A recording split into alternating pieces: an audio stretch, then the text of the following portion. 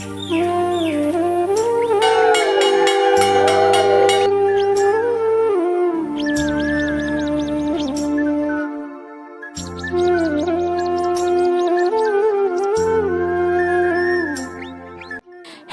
আমার প্রিয় বন্ধুরা, কেমন আছেন সবাই? আশা করছি যে যেখানে আছেন ভালো আছেন, সুস্থ আছেন। আমরা অনেক ভালো আছি। সারা ফ্যামিলিতে আপনারা সবাইকে জানাই স্বাগত। তো বন্ধুরা, এখানে আমি শুরু করে দিলাম সংসারের কাজ, মানে ডেইলি যে আমরা রুটিন ওয়াইজ কাজ থাকে এই কাজটি শুরু করে দিলাম। এখন সময় হইতেছে প্রায় 11টার মতন, আর আমার রান্নাও এখানে শেষ হয়ে গেছে। তো এখান থেকে আজকের ব্লগটা শুরু করলাম। আজকের ব্লগটা এত দেরি করে কেল্লিগা শুরু করছি, আপনারা পুরো ভিডিওটা দেখলে অবশ্যই বুঝতে পারবেন। এখানে আমার রান্না বাড়া কমপ্লিট হয়ে গেছে। এরপরে মরিচটা ডেটু ফালাইয়া একটা রাংসার মধ্যে ঢুকাইয়া ফ্রিজে রাখা দিছি। তাইলে কি হয়, একটা মরিচও নষ্ট হইতো না। আর যেহেতু আমরা করে মরিচের পরিমাণটা একদমই কম খাওয়া হয়, এলাকা মানে অনেক দিন জায়গা, আর যদি বাইরে রাখি তো নষ্ট হয়ে যাবো। তো এলাকা ডেটু ফালাইয়া ফ্রিজে ঢুকাইয়া রেখা দিই। তো বন্ধুরা, এইদিকে আমার রান্না বাড়া শেষ, এক্ষণে বাসনটি ধুয়ে লাইতেছি। এরপরে রান্নাঘরের যে কাজ থাকে টুকটাক কাজ এটি সম্পূর্ণ করবো। আর আজকে অনেক সকাল করে ঘুম থেকে উঠছি, মানে 5টার সময় উঠছি, কিন্তু বাবার স্কুল আসলো না। এরপরে অনেক সকাল করে ঘুম থেকে উঠছি। আর কে লেগে তো সকাল ঘুম থেকে উঠতে কাজ শুরু করছে আপনারা অবশ্যই বুঝতে পারবেন। এদিকে আমি গ্যাসের চুলাটা ভালো করে ধোয়া মুছা লাইছি। এরপরে এদিকে টাইলসটা মুছা লাইতেছি, কারণ এটির মধ্যে জলের ছিটা পড়ে, আর রান্না করলে রান্নার ছিটাও পড়ে। তো ডেলি যদি মুছা রাখি তাহলে আর দাগ পড়ে না, আর যদি দাগ পড়ে থাকে একদম বাজে লাগে দেখতে। তো আমি ডেলি মুছা রাখতে চেষ্টা করি। এরপরে গ্যাসের চুলা মুছা শেষ, আর বাসন টাসন ধুয়ে লাইছি। এক্ষণে ঘরটারে মুছা লাইতেছি। আর বন্ধুরা, আজকের যে ব্লগটা এটা শনিবারের ব্লগ। আমি ব্লগটা দিতে একটু লেট হয়ে গেছে।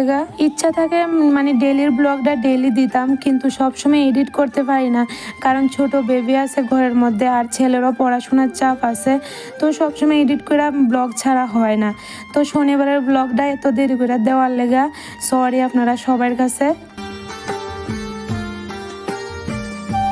এত তাড়াহুড়া করে কেলে আজকের কাজটি সাইরা লাইছে, এটাই এখনও আপনার সাথে আমি কইছি না।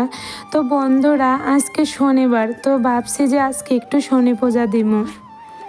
আর অনেক দিন হয়ে গেছে বাড়িতে শনি পূজা দেওয়া হয় না, কারণ মাম্মা অনেক ছোট। তো এত ছোট বেবি নিয়ে সবসময় পূজা পালি করা একটু সম্ভব হয় না। তো আজকে ভাবছি যে না, একটু শনি পূজাটা দিই। অনেক দিন যেহেতু হয়ে গেছে বাড়িতে পূজা পালি পড়ে না, তো একদমই ভাল লাগে না। আর পূজা পালি করলে দেখবেন মনটাও একদম শান্তি লাগে।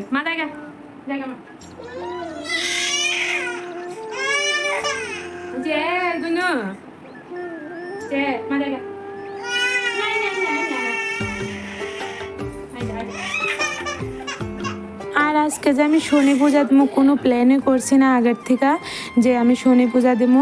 হঠাৎ করে আমার মনে আইছে যে আমি একটু শনি পূজা দিব আজকে। তারপরে মাম্মামের পাপারে কইছি যে বাজার থেকে আমার খরচপাতি আইনা দাও, আমি একটু পূজা দিতাম ইচ্ছা করতেছে। তারপরে মাম্মামের পাপা সব কিছুই আইনা দিছে আমারে। তো বন্ধুরা, আমি কাজটি শেষ করে স্নান করে লাইছি। এরপরে বিকালের দিকে আমি আর বাবাই মিল্লা আম পাতা, বেলপাতা, ফুল, দূর্বা এটি তুলতে বাইরে গেছি। আমরাও এটি উঠাইতে বাইরেছি, আর বৃষ্টিরও নামছে। তো এই বৃষ্টির মধ্যে এটি সব কিছু উঠাই আনছি। যাও তুমি।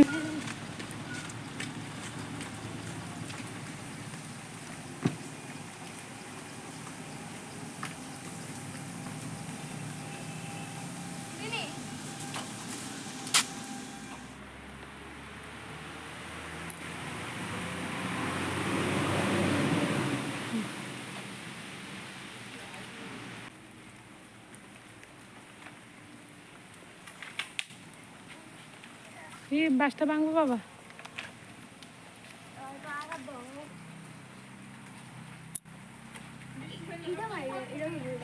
হ্যাঁ,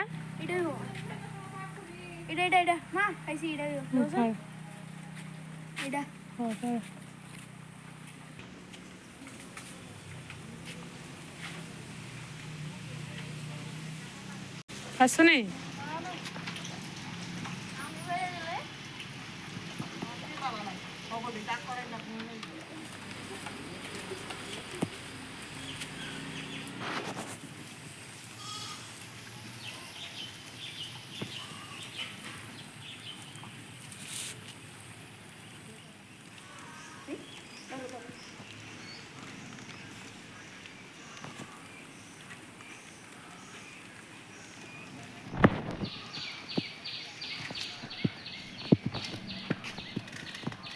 ভাঙবো, গাছ ভাঙবো।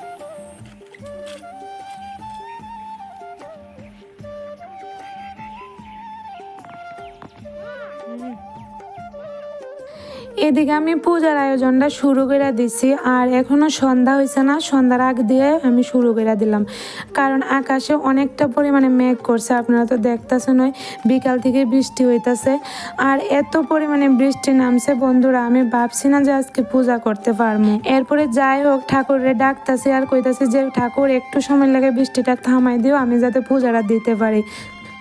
এদিকে আমি পূজার আয়োজন করতেছি আর ঠাকুরের মনে মনে ডাকতেছি যে বৃষ্টিটা যাতে পূজার সময় না থাকে, আমি যাতে ভালো করে পূজাটা দিতে পারি। যাই হোক, ঠাকুর আমার ডাক শুনছে। এরপরে যখন আমি পূজা দিতে গেছি বন্ধুরা, তখন বৃষ্টিটা আসলো না। এর আগেও বৃষ্টি আসলো, এরপরও আবার বৃষ্টি নামছে, আর আমার পূজা দেওয়ার সময় একটুকু বৃষ্টি আসলো না। মানে মনে প্রাণে যদি কিচ্ছু ঠাকুরের কাছে চাই, এটা অবশ্যই পাওয়া যায়। আর বন্ধুরা, আজকে যেহেতু পূজা করবো, তো ভাবছি যে একটু শাড়ি পরে পূজাটা করি, তারপরে একটা সুতি শাড়ি পরছি। আর এই শাড়িটা পরে আমার কেমন লাগতেছে আপনারা অবশ্যই জানায়েন। এমনিতে আমি তো সবসময় শাড়ি পরি না, নাইটি পরি বা চুড়িদার কুর্তি এটিই পরি, কারণ শাড়ি পরা সবসময় সম্ভব হয় না। তো আজকে যেহেতু পূজা করবো, তো ভাবছি যে না, শাড়িটা পরে পূজা করি। আর এমনি তো আমার মারা কইব আর বড়রাও কইব বাড়ির, যে নাইটি পরা পূজাটা করিস না, সবসময় শাড়ি পরা পূজাটা দিতে চেষ্টা করিস, কারণ শাড়ি পরা পূজা করলেই নাকি ভালো হয়। এরপরে আমি চেষ্টা করি সবসময় যে কোনো পূজা পালি করলে শাড়ি পরতে চেষ্টা করি।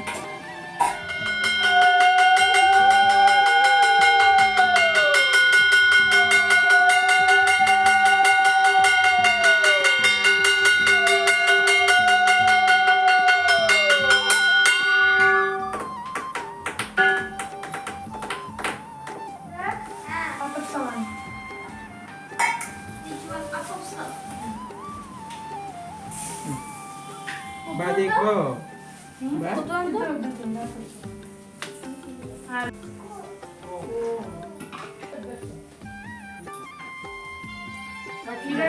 বাবা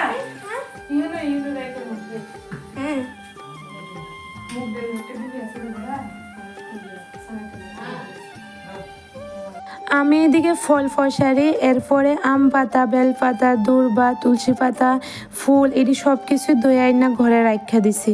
এরপরে সন্ধ্যা হয়ে গেছে, সন্ধ্যা বাতিটা দিয়া এরপরে এক্ষণে ভোগটা সাজাই লাইতেছি।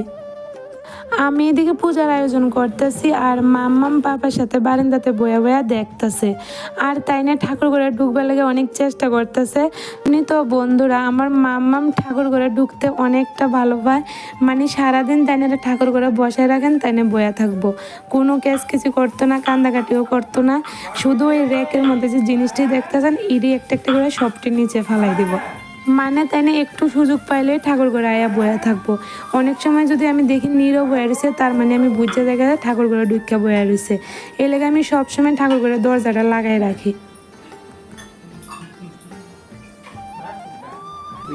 বসো দেখো, হ্যাঁ তুই দেখো এটা করতেছে তারা, দেখো হ্যাঁ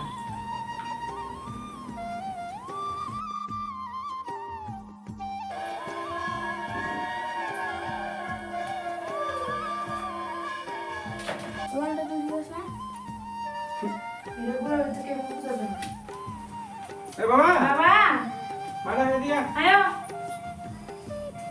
বা